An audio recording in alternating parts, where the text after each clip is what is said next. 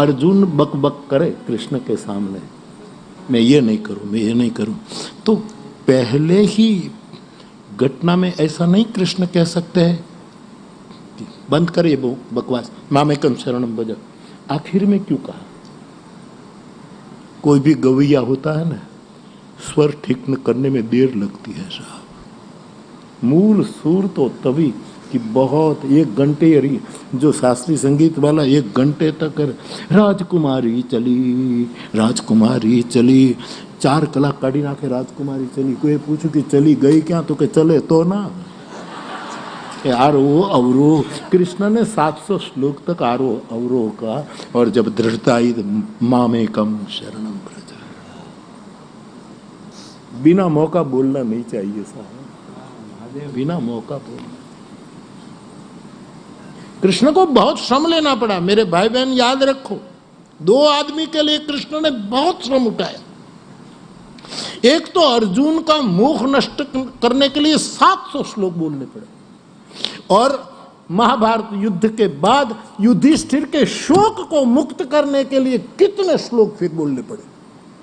पहले मोह, बाद में शोक, और इतना ही श्रम भगवान कृष्ण को उसके शोक निवारण के करने पड़े। पहले बोल सकते थे, अथवा तो कुछ भी कर सकता था कृष्ण, लेकिन 700 श्लोक बोले। आदमी पत्नी के पास बैठा हो और संशय हो ना, तो समझ में आता है।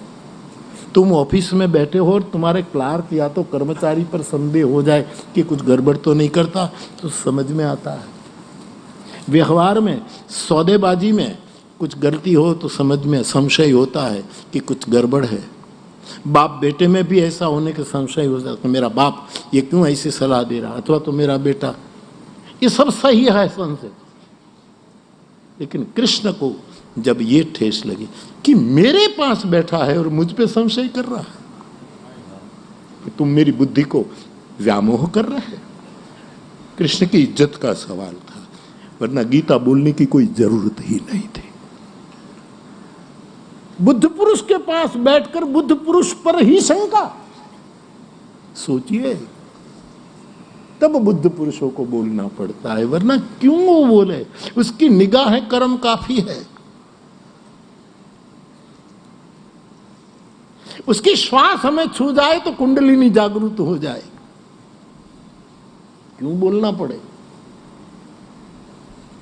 इतना समझाना पड़े, इतना समझाया। और वो जब शरण में आया ना साहब, तो भी डामाडोल होते आया, और भगवत गीता पूरी होती है, और कृष्ण बोले कि अब तू जितना नहीं समझ पाया ना अर्जुन, अब मैं वो उद्धव को सुनाऊंगा। यहाँ गीता पूरी और भागवत का 11 स्कंद शुरू, जहाँ उद्धव को बाद में अधूरी गीता उसको सुनाई गई।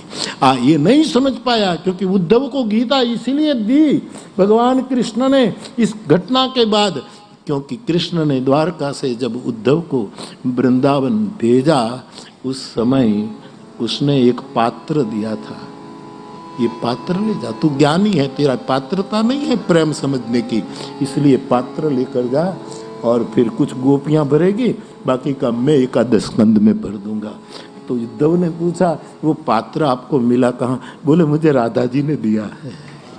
पात्रता तो किशोरी देती है साहब, ज्ञान कृष्ण देता, ये तो माँ देती है, मातोश्री देती है, बाकी का ज्ञान उद्धव को दिया है। द्वारिका में कहूंगा उसको, तेरा कार्यक्रम पूरा हो गया।